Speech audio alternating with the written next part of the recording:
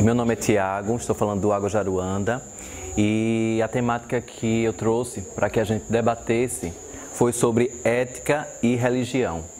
Não vou me ater à parte histórica, desde Kant, do século XVI, que ele já falava da ética com a religiosidade, valores outros também debatidos por outros pensadores, tá?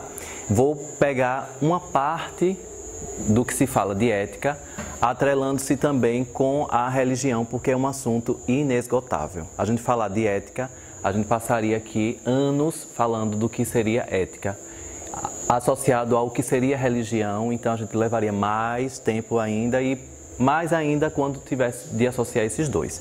Então eu fiz aqui algumas provocações para que a gente pudesse dialogar sobre a relação da ética com a religião, principalmente nesse momento em que, no século XXI, nós estamos sendo convidados para olhar mais para dentro do que para o que a gente esperava do externo. Nós passamos um período de adormecimento de séculos, esperando que Deus manifestasse como uma varinha de condão em nossas vidas.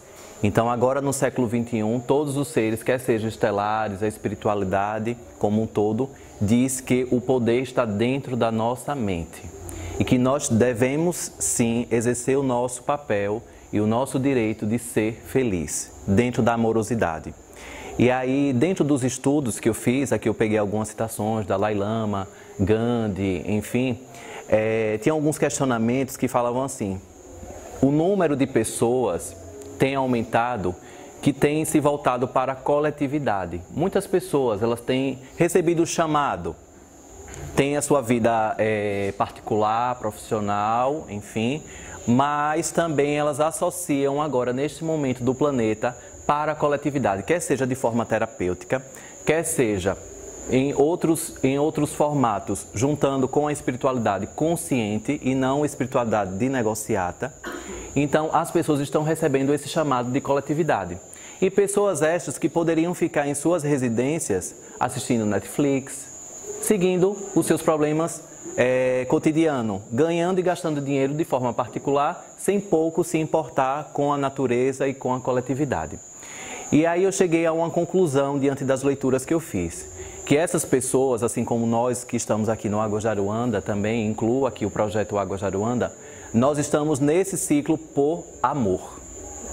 A única palavra que define o combustível para que essas pessoas atualmente no planeta dediquem as suas vidas gratuitamente à coletividade é o amor.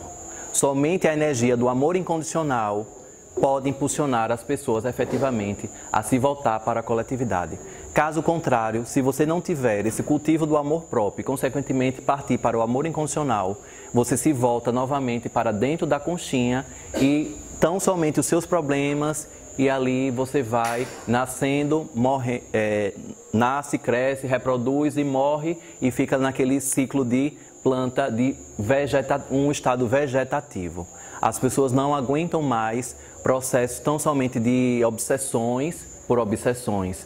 As pessoas elas estão agora buscando conscientemente entender por que os processos de obsessões estão acontecendo com ela. Qual é o campo de sinergia que está acontecendo? Qual é o campo que eu estou abrindo para automaticamente atrair aquele campo de obsessão? Quais são os seres que efetivamente estão fazendo parte da minha vida e, consequentemente, eu sei quem eu sou ou quem eu estou. Não quem eu sou, quem eu estou. Particularmente, né? Então, dentro dessa gama de ética e religião é muito profunda, como eu estou falando para vocês, né? E agora eu vou começar algumas provocações. Essa frase daqui é muito comum: não tenho inimigos. Eu acho que todo mundo já ouviu falar, ou até mesmo alguém aqui já falou: ah, eu não tenho inimigos. Eu não tenho inimigos, não tenho problema com ninguém. Eu não tenho problema com ninguém, eu não tenho inimigos. Lamento dizer que essa frase sua está equivocada. Você tem sim inimigos, porque primeiro, o primeiro inimigo é você mesmo. Você pode não ter com qualquer outra pessoa, mas o primeiro inimigo é você mesmo.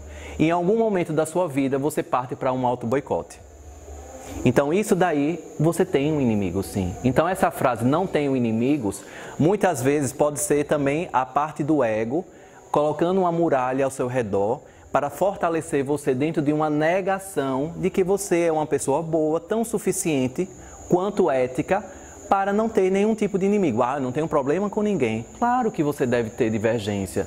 Nós não somos bons o suficientes para agradar a todos. Caso contrário, estamos sustentando uma máscara de bonzinhos que mais cedo ou mais tarde essa máscara vai cair.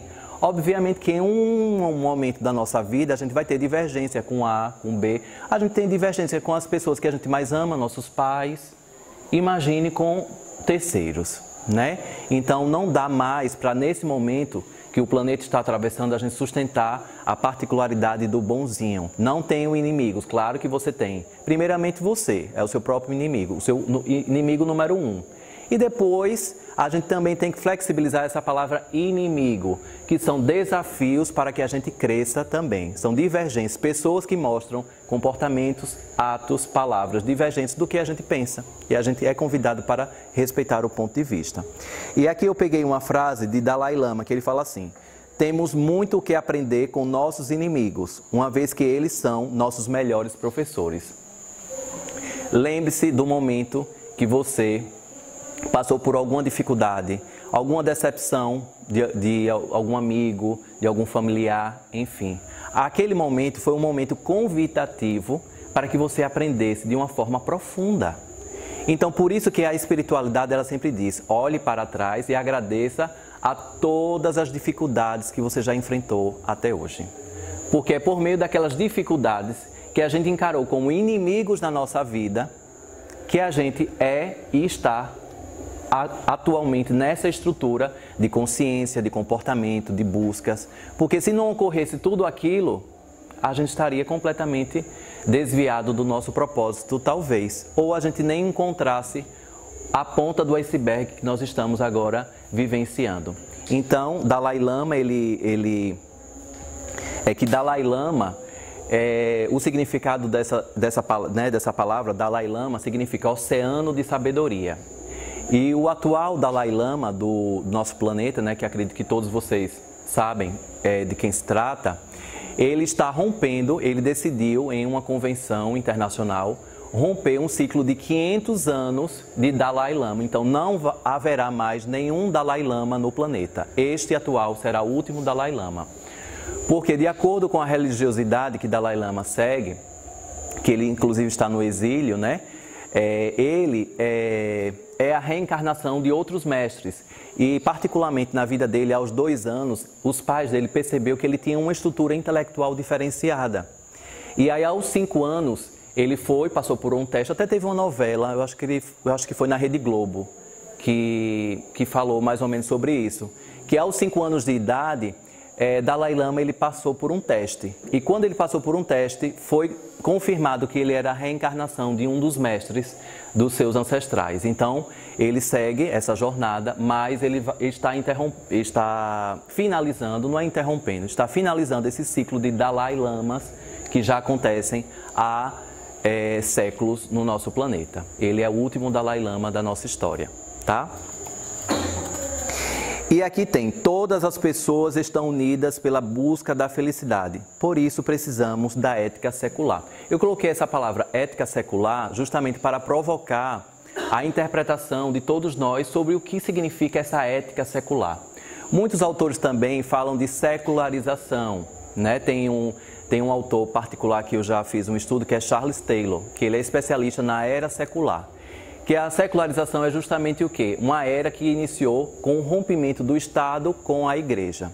Então, com o rompimento do Estado com a Igreja, as pessoas passaram a efetivamente terem a autonomia, porque quando a gente fala assim, eu sou ateu, a gente é logo massacrado, porque a gente não tem nenhum tipo de religiosidade, porque você não acredita em Deus, como assim? E a partir do momento que o Estado rompeu com a Igreja, a gente teve a oportunidade de vivenciar o que efetivamente estava dentro da gente. Porque às vezes eu sou ateu porque eu não acredito naquele Deus, naquela estrutura de como foi apresentado a mim. Eu não acredito naquele Deus repressor, naquele Deus cobrador, que o pecado, eu já nasço com o pecado original e todas as estruturas. Então, quando a gente vai ampliando o nosso rol de conhecimento, vai saindo da zona de conforto e da preguiça de estudar, a gente vai pegando apócrifos, vai pegando outros livros que falem de uma outra versão daquilo que a gente sempre teve acesso, a gente vai sendo convidado a pensar de uma outra forma. Isso daí eu acredito que é a grande alegria desse momento do nosso planeta, a gente poder construir as nossas verdades. Sem mais aquela estrutura do pecado, sem mais sermos atirados nas fogueiras, porque se vocês pensarem, sobre o viés da ética, muitas pessoas, viés da ética e da religião, muitas pessoas foram atiradas nas fogueiras. Diante da ética do momento e diante da religião do momento, várias pessoas foram atiradas nas fogueiras. E o nome de Deus e da religiosidade, há séculos, vem sendo trabalhado para impor uma forma de comportamento, uma forma de pensamento, que não pode ser desse jeito, tem que ser daquele outro jeito. Então a ética e a religião sempre está ali caminhando junto, né? Inclusive, eu vou trazer aqui mais adiante, que muitas mensagens vêm trazendo, até Mônica de Medeiros, ela já falou em uma das suas palestras, que os seres estelares, eles estão preocupados com o planeta, pouco importa a humanidade. Se a humanidade não evidenciar esse salto quântico, não vai importar a destruição de quem esteja aqui, porque o que os seres estelares querem é o projeto do planeta Terra e que, consequentemente, que os seres humanos evoluam o suficiente, amadureçam o suficiente a sua consciência. Mas se continuar no momento de destruição total do planeta, antes que o planeta seja destruído pelos seres humanos que atualmente estão habitando aqui, esses seres humanos vão ser retirados, porque o projeto Terra não pode parar, né? Então isso daí é uma coisa muito forte e muito profunda para a gente avaliar. E aí eu trouxe aqui um pensamento de um alemão, Franz Alt, que ele fala assim: é mais importante as escolas terem aula sobre ética do que sobre religião. Afinal, mais integral do que a religião é nossa espiritualidade fundamental. E aqui eu me lembro da estrutura de Rudolf Steiner, que ele fala sobre uma estrutura de educação diferenciada. Fábio até já falou, né, quando ele indicou Crianças em Cristal, que é a estrutura pedagógica Waldorf. E ainda tem o Montessori, existem outras estruturas pedagógicas que também trazem e resgatam esse sistema de espiritualidade humanizada. Porque o que acontece? Quando esse alemão, Franz, ele traz que é mais importante as escolas terem aula sobre ética do que religião, porque a gente sabe que nas aulas de religião, nada mais do que um proselitismo. É algo induzido para que as crianças elas não exerçam a sua liberdade, mas sim elas sejam induzidas a pensar sob o viés daquele professor, daquela estrutura de colégio, enfim, né? Então, por isso que ele fala que a ética é muito mais importante. Então, seria muito melhor que o sistema pedagógico falasse sobre ética, que existisse aula de ética. Porque as crianças, elas seriam convidadas desde o início, desde a primeira infância, a avaliarem as suas posturas, os seus valores, a sua relação com a natureza, a sua relação com o outro, que é o que faz a ética gerir. De quem nós somos, no que nós podemos, e dessa interação, o que acontece comigo automaticamente reflete com o outro. Então, por isso que eu particularmente entendo perfeitamente quando esse alemão Franz Alt, ele fala que é muito melhor ter aulas de ética do que religião, porque a gente avaliando de forma fria, e aqui se alguém tiver do sistema de educação, né, pode também participar desse debate, que as aulas de religião, o ensino religioso no Brasil ainda está de forma muito proselitista. Não é algo. Então, às vezes, o professor até quer colocar de forma ampla, mas se ele é umbandista, ele vai tender a sua aula para a Umbanda. Se ele é evangélico, ele vai tender os ensinamentos para o que ele tem. Se ele é... Enfim, então as pessoas elas não estão efetivamente preparadas para uma neutralidade. Então, diante disso, seria o ideal a substituição por aulas de ética, porque seria muito mais valorativo para essas crianças. E aos 18 anos, quando tiver a independência da maioridade civil, quem sabe essas crianças elas decidam efetivamente, já adultas, né? Elas decidam efetivamente qual tipo de religiosidade e se haverá ainda necessidade, porque o processo de secularização evidencia o declínio da religião. Aquele religare somente por dogmas, pecados, fragmentos já ultrapassados. As pessoas cada vez mais, como eu falei no início, estão buscando valores internos para compartilhar com estruturas externas, mas desde que existe uma paz interior. Então, os templos, eles são para dar um suporte. A religião, ela dá um suporte, mas não é o arcabouço total da sua vida. Isso daí é muito importante a gente refletir. E aí eu trago aqui Gandhi, que ele fala assim: seja a mudança que você quer ver no mundo. Perfeitamente. É isso que eu falei. Trate de você.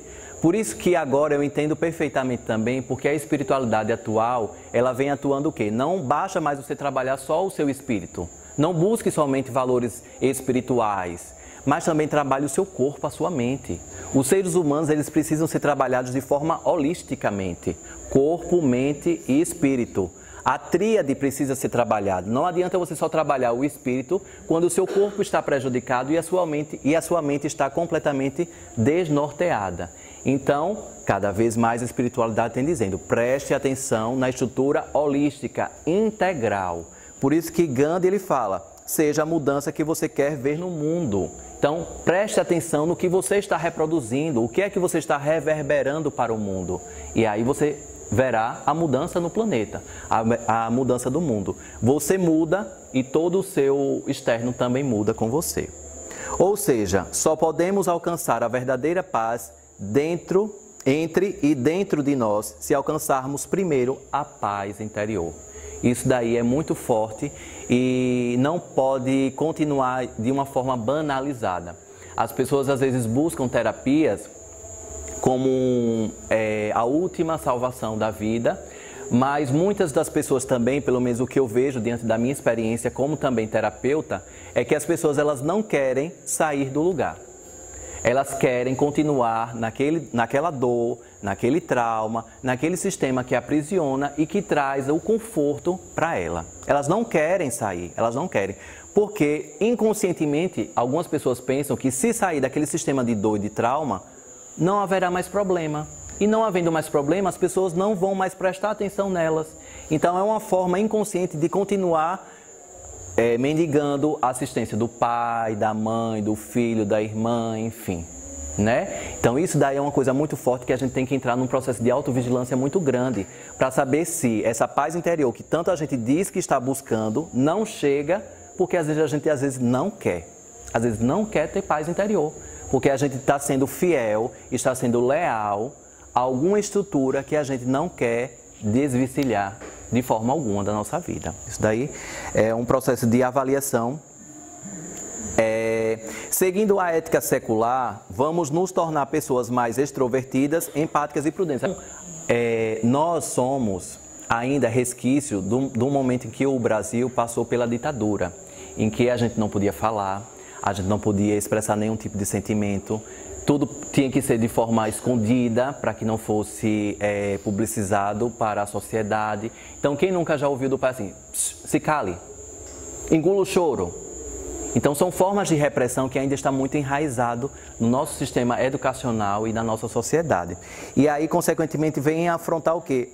Sermos extrovertidos. Então, você ser espontâneo é encarado como uma coisa assim meio aberrante, assim. Ah, Simone, ela é tão extrovertida, ela é tão alegre.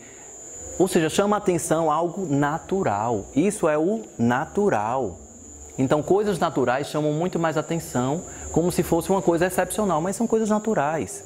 E que a religião, ela tem um papel também de potencializar essa estrutura espontânea e natural dos seres humanos e não tolher com julgamentos e reprimir cada vez mais as pessoas. A estrutura do religare precisa ser muito, agora, transparente, melhor esclarecido. Como é esse religare?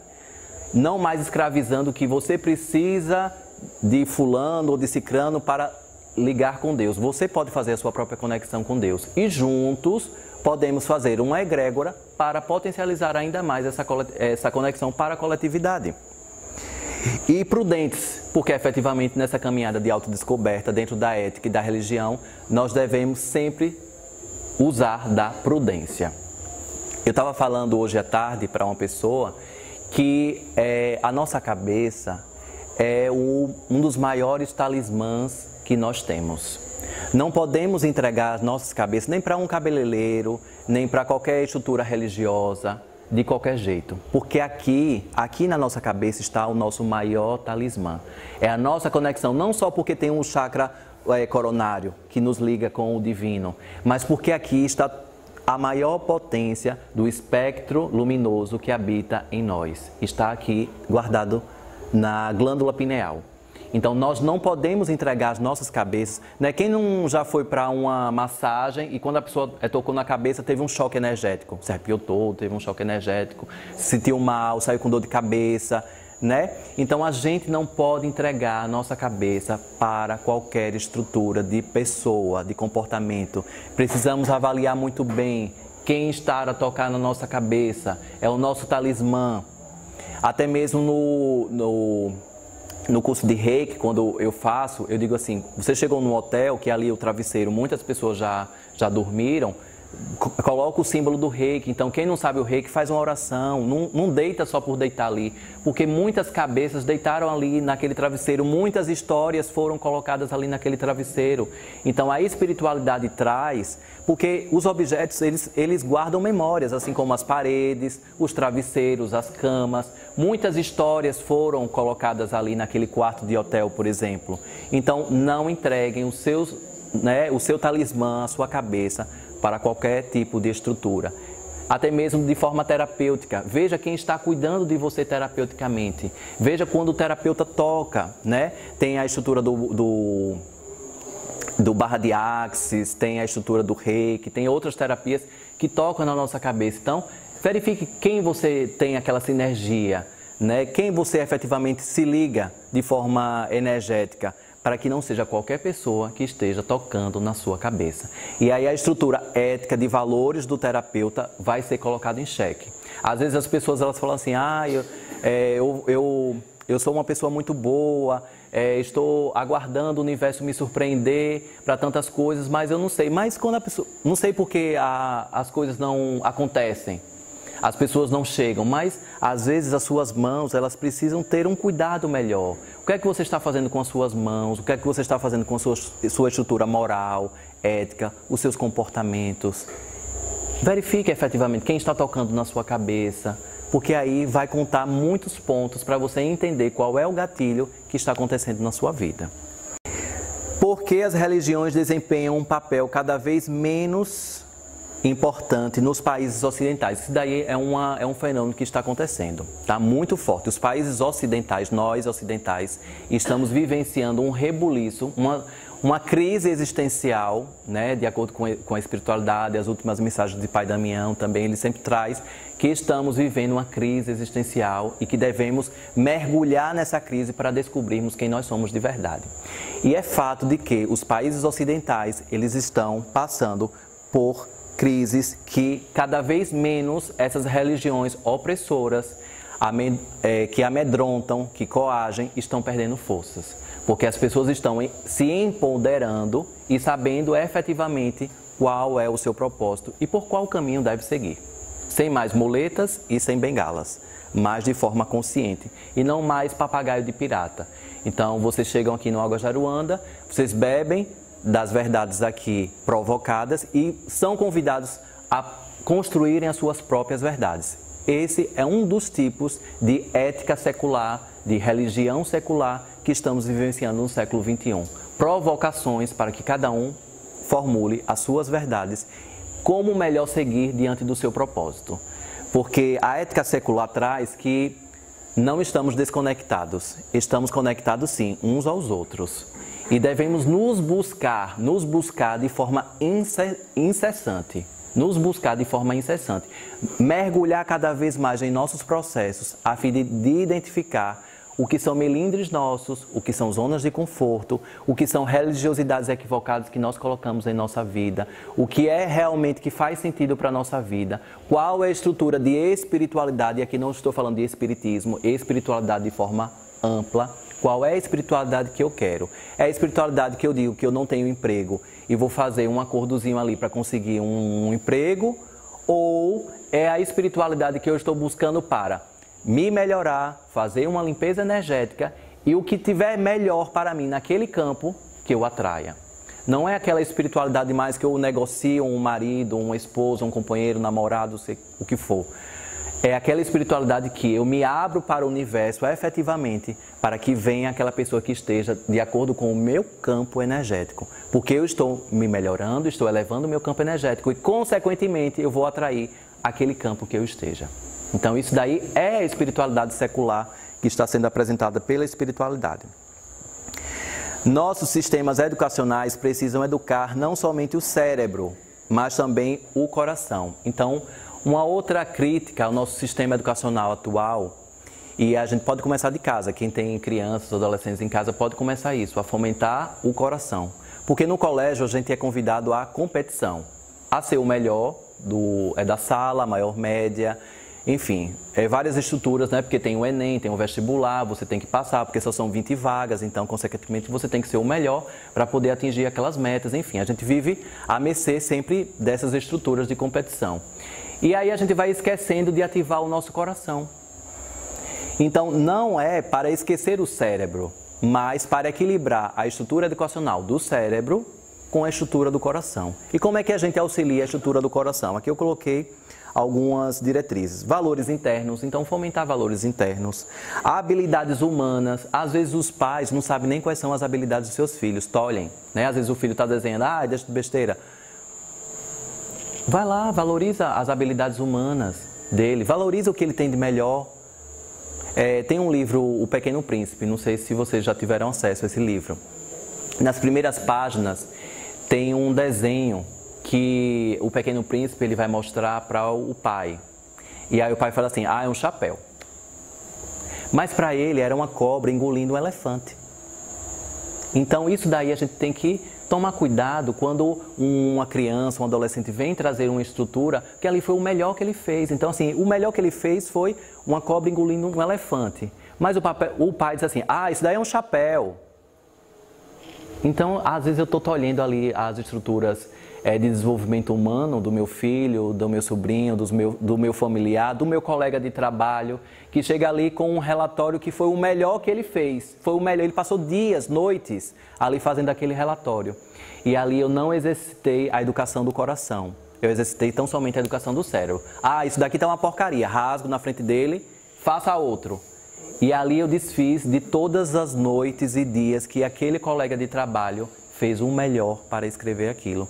E não oportunizei a ele um curso de capacitação, de atualização. Não é melhor a gente prestar atenção nisso? Né? Então são as habilidades humanas, a gente identificar qual o melhor das pessoas. E não sempre ficar no pieguismo do que o outro sempre tem de ruim. Né? Tem Leandro Carnal que ele fala assim, que falar mal dos outros gera afinidades. Então a gente começa a falar e aí vai gerando afinidades e lealdades. Isso daí a gente tem que prestar atenção. Obviamente o quê? Que a gente vive num momento de equilíbrio. A gente comenta alguns comportamentos que a gente não concorda, que chame atenção, efetivamente. Mas quando está para falar mal, gerar um mal, aí tem que ter muito cuidado, porque isso daí é muito prejudicial, não só para a gente, mas para toda a estrutura. Tem um colégio em São Paulo, que eu acho que vocês também souberam dessa história há alguns anos atrás, que teve uma denúncia que estava tendo pedofilia. E aí esse colégio fechou, porque toda a sociedade metralhou a direção, os professores, e o colégio fechou. E depois, na justiça, descobriu que foi uma fantasia criada pela criança. Mas aí já não dava mais tempo para voltar, porque a escola já estava massacrada, o nome já estava na sarjeta. Então, essas habilidades de usar o coração precisam ser muito evidenciado. Né? Quando alguém vem trazendo alguma história para você, né? Quer seja criança, adolescente, adulto, colega de trabalho, familiar, a gente deve exercitar o cérebro e o coração, para identificar também a oportunidade do outro lado da moeda, o que o outro também tem a dizer. Né? Porque nem sempre chega para a gente a versão verdadeira, chega a versão do que a pessoa trouxe de melhor para ela e não o que aconteceu efetivamente para a situação. Por isso que a gente tem que usar também a educação do coração. E diante da ética e da religião, eu busquei nos meus estudos essa relação de identificar efetivamente a história como um todo e não só um pedaço, um fragmento. Eu não posso me valer apenas por um fragmento da história. a espiritualidade se tornou uma palavra da moda. Então, assim, a espiritualidade ela está sendo muito mal interpretada. A espiritualidade está sendo colocada como algo da moda. Então, assim, é muito bonito você colocar um japamala no pescoço e, assim, as pessoas assim, essa pessoa deve fazer 108 vezes algum mantra todos os dias, mas ali você não faz nada. Ali você não faz nada, é apenas um colar, é um enfeite, né? Porque quem olha você com um japamala no pescoço, assim, não, isso daí faz todos os dias 108 vezes algum mantra. Cadê quem não faz, né? Ou você coloca uma guia de Oxóssi, de Iemanjá, alguma coisa, e ali a última coisa que você está conectado é com Oxóssi e com Iemanjá. A última coisa ali são o quê? Colares de plástico que você compra no centro da cidade, em um armarinho, né? Então, o sagrado, ele precisa ser efetivamente colocado no lugar dele de sagrado. A espiritualidade, ela não pode estar na moda. Não pode ser moda você estar em uma gíria de pretos velhos e você tirar uma selfie para você dizer que você está se cuidando, está cuidando da sua espiritualidade. Porque você está mostrando para todos os seus amigos ali do Instagram que você está numa gíria de pretos velhos, ou que você está numa missa, que você está num culto, que você está, né? Porque a espiritualidade ela é feita de forma interna, sem dar tantas publicidades. É feita aqui dentro, assim, de dentro para fora. Então eu estou me melhorando aqui diante da espiritualidade. Então a espiritualidade precisa sair desse modismo e partir para a aplicabilidade. Porque aqui eu até coloquei algumas perguntas provocativas. O que estamos buscando de verdade? Quantos católicos já leram a Bíblia? Às vezes você diz assim, eu sou católico. Mas você já leu a Bíblia? Não, então não entendo. Porque é a base, é o livro base. É o livro base. Então se você é católico e não leu a Bíblia, então você está precisando ler a Bíblia para ser católico. Também, porque ser católico não é só sentar no banco de igreja e cochilar num dia de domingo, 7 horas da manhã, para dizer que já cumpriu o seu papel de religioso. Ou vir para o Água Jaruanda numa gira de pretos velhos uma vez por mês e dizer que você é um bandista. Claro que você não é um bandista. Para ser um bandista você tem que ler bastante, se inteirar, porque ali é um momento de dúvidas, de uma recalibragem. Porque ser um bandista é a aplicabilidade do amor incondicional, do amor, caridade, efetivamente nos atos do seu dia a dia. Então você precisa também ler os livros base da sua religiosidade, aquilo que você diz. Não tem como você ser evangélico e não ler a Bíblia, não pregar efetivamente ali o que o seu pastor está falando. Não tem como você ser kardecista e ficar rodeado de mesas de desobsessão, enfim, e sua vida ser completamente uma legião de obsessores. Então, assim, existe alguma coisa incompatível. Alguma coisa está errada, alguma coisa está errada. Então, assim, se você assume algum tipo de religiosidade para dentro de você, se você estampa aí um paradigma de religião, exerça profundamente aquilo. Vá profundamente saber aquilo. Porque aí você não vai cair em magias negras, você não vai cair em armadilhas. Diminui, né? Você até pode cair, mas vai diminuir. E você vai exercer uma religião de forma lúcida e não adormecida. Então, quantos espíritas já leram os livros base da doutrina, né? Às vezes tem espíritas que só vai só para o passe, né? Eu só quero o passe, mas eu sou espírita. Né? Só vai assim, já chega no finalzinho da palestra para pegar o passe, né? Porque o ideal é o passe. Mas aí você pergunta, o censo vai lá na sua casa e diz assim, religião, espírita. Nunca, você é sem religião. Você tem que marcar assim, sem religião. Não tem como você ser espírita porque você vai tomar um passe. Não tem como você ser um bandista porque você vem numa gira de pretos velhos. É exercitar e cada vez mais se integrar naquilo que você decide ser. Não tem como você dizer que é católico, porque católico também é algo muito na moda. Eu já usei muito. Na dúvida eu dizia que era católico. Não, é católico não praticante. Não tem isso, né? Eu sou católico não praticante. Ou você pratica ou você não pratica, né? Eu sou um bandista não praticante. Não tem como, né? Ou você exercita ali ou não tem, né? Então a gente fica se cercando de coisas da moda, né? Assim, como é que eu posso melhor ser aceito ali no meu nicho de amigos, no meu trabalho? Se eu disser católico, eu não vou ser rechaçado. Então eu sou católico. Eu sou católico não praticante, eu só vou para missa, quando tem casamento, missa de sétimo. Não é católico. Então a gente tem que efetivamente buscar a nossa ética associada com a religião. Isso daí é muito importante. Em um desabafo, veja só, em um desabafo, Dalai Lama diz, às vezes tenho sensação de que a Terra ficaria melhor sem as pessoas. Veja a que ponto Dalai Lama falou. Que ele tem a sensação de que às vezes a Terra seria melhor se não tivesse pessoas.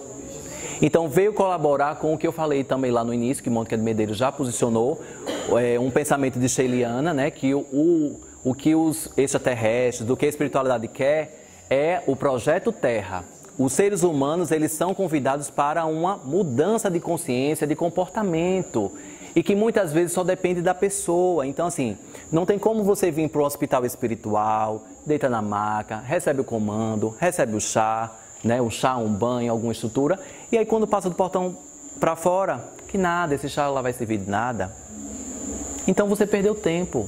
Porque o preto velho, com certeza, ele não perdeu tempo, porque ele fez a caridade com você. Agora, você perdeu tempo. Que pena que você decidiu perder uma manhã de domingo da sua vida. Você poderia estar fazendo uma outra coisa que fizesse mais sentido para você. Então a gente precisa ter uma ética efetivamente secular. É essa ética secular. A gente está inteiro naquilo que a gente faz. A gente precisa ter valores internos bem definidos. É uma inteireza que a gente tem que ter alicerçado dentro da gente. Porque senão a gente fica vivendo, perdendo tempo. Essa estrutura daqui eu achei muito interessante e frustrante ao mesmo tempo, né? Estamos atualmente vivendo a Terceira Guerra. Muitos anunciam, a Terceira Guerra vem, Estados Unidos contra não sei quem, tal. Não, a gente já está vivendo. É dos humanos contra a natureza. Por isso que Dalai Lama falou que era melhor, então, que o planeta Terra ficasse sem os humanos. Porque já vivenciamos a sustentabilidade cada vez mais vem à tona para que a gente verifique como está a nossa alimentação, como está o desmatamento, como está toda a estrutura de sustentabilidade. E aí eu encontrei esses dados aqui, ó, todos os dias levamos 150 espécies de plantas e animais à extinção. Isso é gravíssimo. O planeta diariamente perde 150 espécies de plantas e animais. Isso é muito grave. Gravíssimo isso. Eu fiquei assim, atônito quando eu tive acesso a esses dados. Expandimos os desertos em 50 mil hectares. Então estamos devastando territórios do nosso planeta diariamente em 50 mil hectares. Isso daí é muito forte, muito profundo. Por isso que cada vez mais as pessoas estão olhando para a sustentabilidade, mas não precisa só olhar, precisa exercitar também. Precisa exercitar a sustentabilidade, fazer o que está ao alcance de cada um e aí juntos a gente vai construindo uma estrutura melhor. E despejamos 150 milhões de toneladas de gases do efeito estufa no ar. Então é muita coisa. Por isso que o planeta está dizendo assim, ó, é melhor vocês saírem daqui e me deixar aqui sozinho, porque se continuar desse jeito, vocês vão me destruir completamente, né? Então nós seres humanos, então assim, não adianta dizer assim, não, isso daí é indústria, isso daí é o país tal, é Estados Unidos, é não sei o que mais lá, porque tudo isso daqui afeta nós aqui em Aracaju, bairro Aruanda, aqui. A gente está vivenciando isso. 150 espécies de plantas e animais em extinção a cada dia, 150 toneladas de gases que são colocados na nossa atmosfera e aumenta aí o efeito estufa. 50 mil hectares de desertos, é devastação que está sendo feito no nosso planeta. Então isso daí é alarmante, alarmante. Então temos mesmo que fazer ativações, temos mesmo que fazer arregaçar as mangas. Pessoas que são da educação, eu já participei na época do meu colégio, tinha uma matéria que era educação ambiental. E aí teve uma parte que a gente fez aula externa. E aí a gente foi na praia, cada um recebeu um saquinho e a gente foi pegando o lixo da beira do mar. Foi fantástico e a gente ficou também assim, estupefato com a quantidade de lixo que a gente arrecadou. Né? O professor de educação ambiental. Então assim, vocês que são da área da educação, fomentem isso com seus alunos, com seus colegas, com a estrutura que você tem. Às vezes tem um parente, tem um amigo, tem alguém, é sempre todo mundo, né? Tem alguém da área educacional, fomente essas ações de educação ambiental, porque isso daí é um grão de areia, mas você sendo um deserto automaticamente nesse grão. É você exercendo o seu papel no planeta também. Se todos os 7 bilhões, então atualmente temos o quê? 7 bilhões de habitantes do nosso planeta. Pensassem no que as une e não no que divide, teriam menos estresse e menos raiva. Então se a gente pensasse que o que acontece lá na Coreia do Sul interfere na gente, o que efetivamente nos une é a frequência do amor incondicional pela nossa existência. É a frequência do amor incondicional e, consequentemente, vivenciarmos o estado de felicidade. Vivenciar o estado de felicidade, que é direito de todos nós, o Divino Aterramento fala. Exercite o direito divino de receber. Exercite o direito divino de ser feliz. Você tem o direito de ser feliz. Saia desse estigma, desse dogma que você só veio para sofrer porque você é fruto do pecado original. Não existe isso. Vamos exercitar o nosso direito divino da felicidade. E vivenciar a felicidade não é que sua vida não vai ter problema. Porque os problemas eles devem acontecer, os equívocos de percurso devem acontecer para que você aprenda. Porque a gente viu lá no início que os inimigos nos ensinam, são os nossos melhores professores. Então que tenhamos vários professores ainda na nossa vida, mas que prestemos atenção ao que ele nos ensina para que a gente não repita. Porque senão a gente vai ficar ali, vitrola quebrada, né? Sempre ali no mesmo lugar, sem aprender efetivamente o que a gente precisa. O século XXI é apontado pela guiança espiritual, isso daqui eu estou dizendo diante, né, de uma orientação espiritual. O século XXI é apontado pela guiança espiritual, que deve ser o século dos valores internos, tornando-se um século de paz e do diálogo. Então nunca nós vivenciamos, nós humanos, tá? Vivenciamos gerações, vivenciamos estruturas como o Poder Judiciário cada vez mais fomentando as soluções de conflito mediante conciliação, eu participei recentemente de um curso de Círculo de Paz e Justiça Restaurativa com Kay Prentice, é uma americana de Minnesota, que ela é idealizadora. É uma técnica completamente espiritual, completamente canalizada. Nunca a gente vivenciou a ampliação da constelação familiar, a Dani vivencia, né, bastante isso com nossa amiga Marinúzia. Nunca vivenciamos tanto essa estrutura de técnicas, de conexões, que nos faz efetivamente enxergar aquilo que está dentro da gente mediante a paz e o diálogo. Vamos fomentar o diálogo. O Divino Aterramento tem estruturas de olho no olho. Olha ali, enxerga o outro, enxerga ali a pessoa que está ao seu lado. Então, nunca na nossa história do planeta vivenciamos esse momento que estamos sendo convidados para a paz e para o diálogo. Círculos, né, estão sendo empreendidos em várias partes do planeta. Técnicas, tantas outras, estão sendo fomentadas no nosso planeta, fomentando sempre o diálogo. As pessoas, elas precisam, dialogar. E aí vocês verifiquem. E aí qual é a pegadinha atual do século XXI? Facebook, Instagram, WhatsApp, né? Principalmente o WhatsApp. Eu já falei aqui em algum bate-papo de que, às vezes, para pessoas que a gente diz que a gente ama bastante, no dia do aniversário, que é um dia importante, né, da vida, é para quem tem essa conexão com o aniversário, né? E aí a gente manda uma mensagem, manda um post, um post que a gente manda assim, para Deus e o mundo, um post que está lá no Google, né? A gente não tem a coragem mais de ligar, fazer assim, Kátia, parabéns, tal. Isso daí eu estou incluído, porque assim, a gente vive uma era da praticidade, porque é muito mais prático eu colocar os aniversariantes do dia e jogar numa rede de transmissão, uma lista de transmissão, e aí cada um recebe ali. E aí quando a gente recebe uma ligação, a gente fica tão feliz, a gente se sente até surpreso, poxa, estou recebendo uma ligação. É quando meu telefone toca mesmo, eu me sinto assim, surpreso, porque quase nunca ele mais toca, né? A não ser que seja alguma empresa para me oferecer cartão, né, para trocar de operadora de celular, alguma coisa assim, né? Mas quase nunca o nosso celular mais toca, né? Quase nunca mais o nosso celular toca. Então, a gente está perdendo essa conexão do diálogo, de ouvir a voz do outro. Isso daí a gente não pode deixar. Isso daí eu tenho feito um esforço bastante para não ficar só no WhatsApp. Eu estou, assim, buscando ligar mais para algumas pessoas, porque isso daí restabelece a conexão, ouvir a voz, sentir ali o que, né? Porque pela mensagem a gente não sabe se o outro recebeu de forma tranquila, se engasgou, se ficou 3 segundos ali parado, né? E pela voz, o que foi, fulano? Né? A gente não sabe se a pessoa se emocionou, se está precisando de ajuda, a gente não sabe, não tem um feedback mais emocional e sentimental. Qual foi a vibração que aquele oi chegou? Então, quando a gente liga, a gente se conecta mais com as pessoas. E essa estrutura que a guiança espiritual diz que, diante da ética e da religião, o século XXI vai ser registrado na história da humanidade como o século em que foi fomentado a paz e o diálogo. Então, temos que fazer parte disso.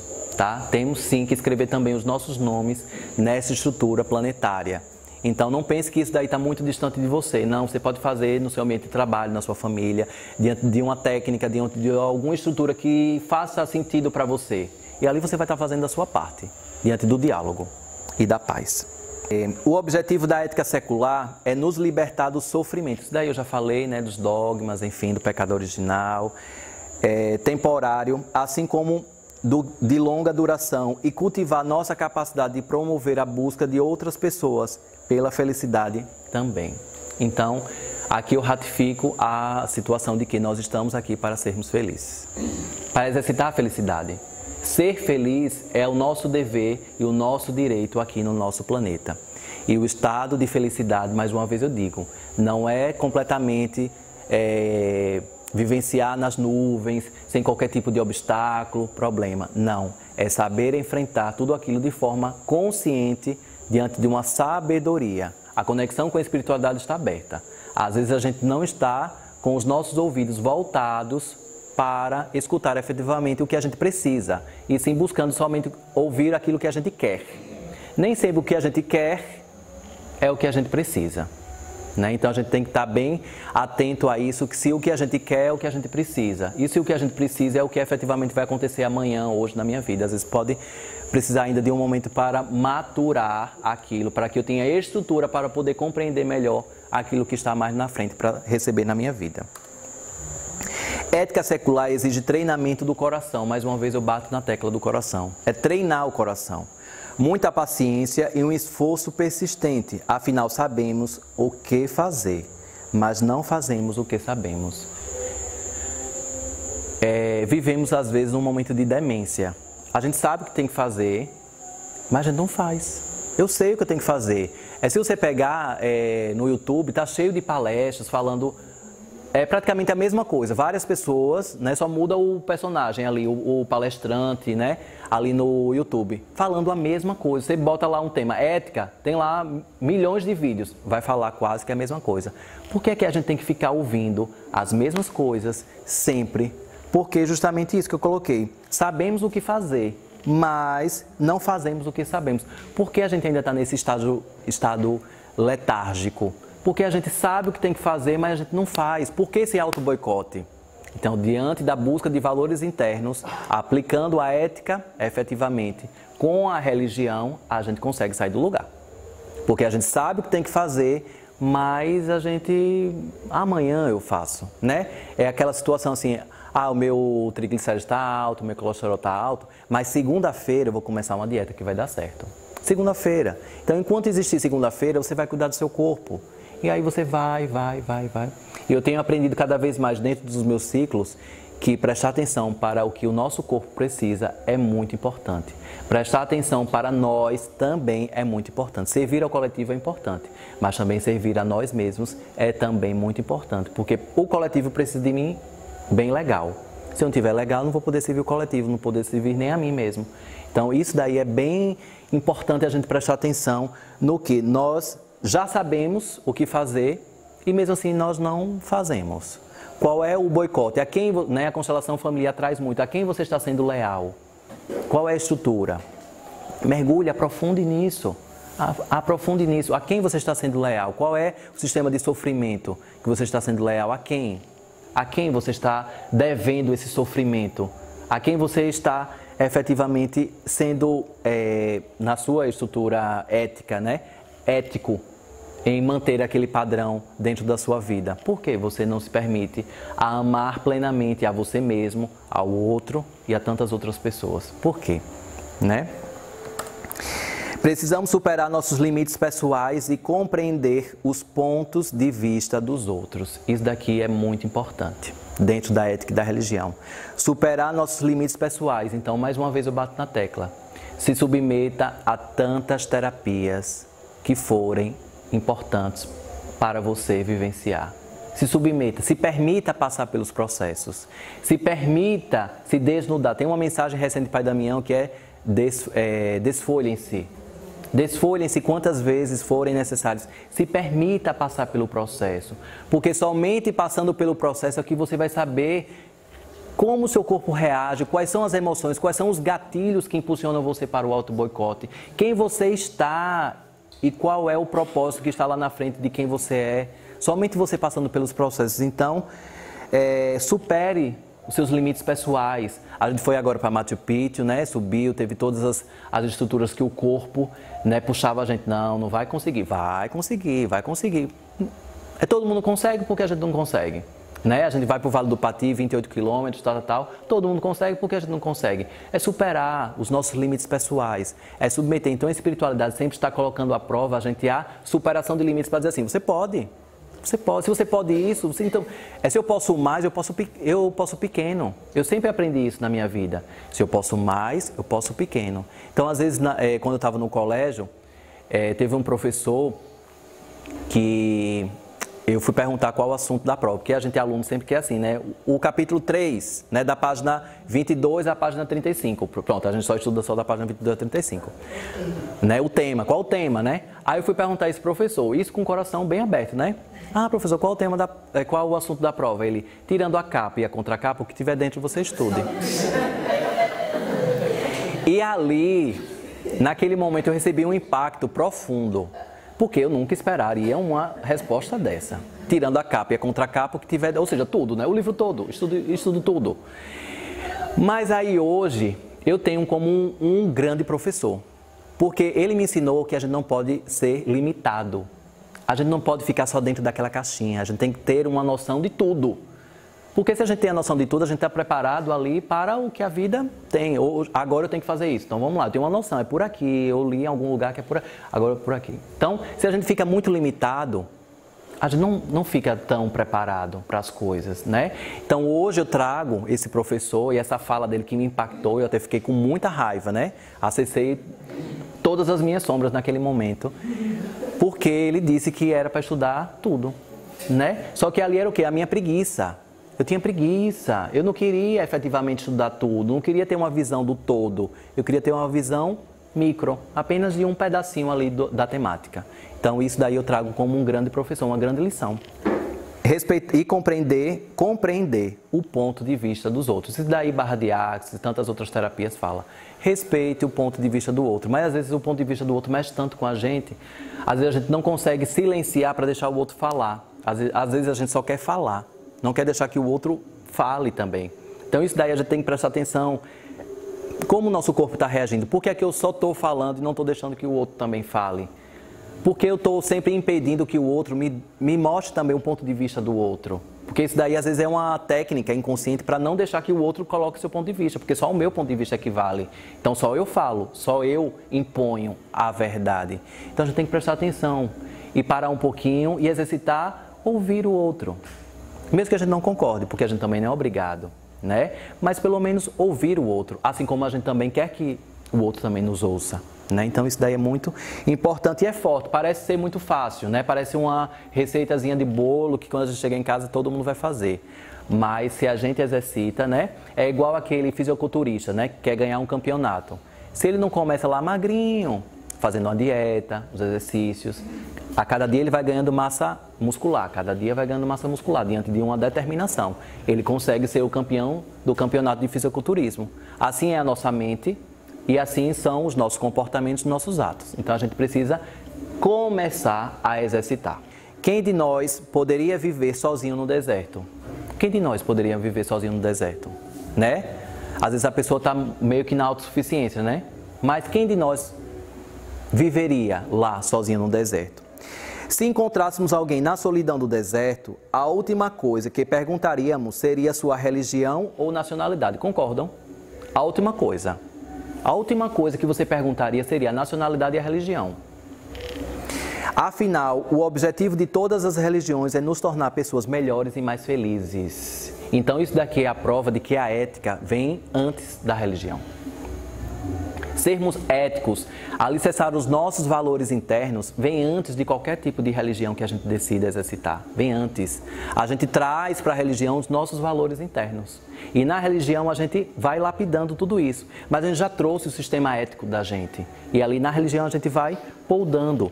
Por isso que eu coloquei aqui, o objetivo de todas as religiões é nos tornar pessoas melhores e mais felizes. Se houver alguma religião que não tenha esse lema, esse despertar aqui para pessoas melhores e mais felizes, não é religare.